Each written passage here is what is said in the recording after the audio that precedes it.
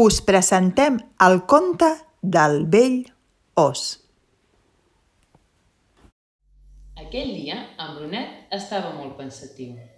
Es recordava molt del vell ós i el trobava a faltar. Feia temps que els pares l'havien guardat en una capsa i amb una escala l'havien pujat a les golfes. En Brunet li va preguntar als seus amics: «Creieu que s'han oblidat d'ell?» Tots li van contestar que sí. I llavors en Brunet va tenir la magnífica idea d'anar a buscar-lo. «Però com ho farem?», va dir el conillet. «Les golfes són molt amunt i no tenim cap escala». «I si construïm una torre?», va dir l'osset. I així ho van fer. Els dos van començar a construir una torre. Però just quan l'osset anava a posar l'última peça, la torre va caure. «Oh!», van dir tots. «I si provem de fer un castell?», va dir l'ànec. «Sí, sí», va dir l'osset, «com els castellers». I així van començar a pujar una sobre l'altra. Es van anar enfilant.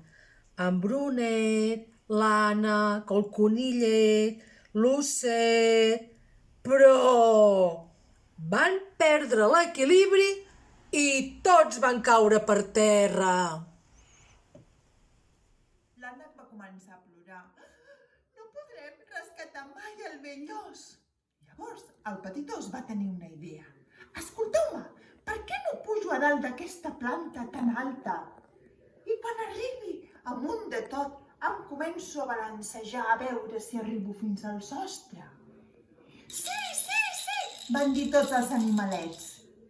L'osset petit va començar a pujar fins a dalt de tot. Però quan va començar a balancejar-se, la fulla es va trencar i el petit osset va caure. «Oh, què farem ara?» «Ara sí que tinc una bona idea», va dir en Brunet. «Us en recordeu aquell avió de paper que tinc? Doncs aniré volant fins al sostre i quan arribi a la trapa, amb un pinzell obriré la porta i entraré». «I com baixeu?», pregunta l'àneguet. El conillet va tenir la gran idea d'utilitzar uns mocadors grans com a paracaigudes. Llavors, el conillet i l'osset van pujar a l'avió. 3, 2, 1, i se van enlairar cap al sostre. L'avioneta volava molt bé i sense cap problema van arribar fins a la trapa del sostre. L'osset, amb l'ajuda del pinzell, va obrir la porteta i va entrar dins de les golfes. Era molt fosc i va agafar la llanterna. «Que hi ha un os aquí dins?» I es va sentir grrrr. «Ei, nois, veniu, veniu, he trobat l'ocell vell!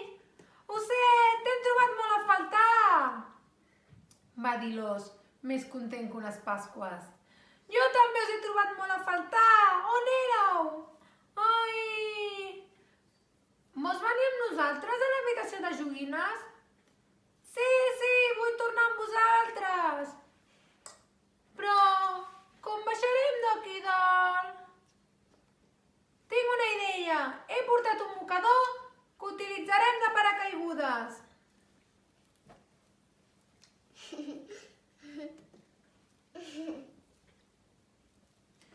«Estàs preparat, os? Ens hem d'agafar fort, eh?» «Sí, sí, quan tu me diguis.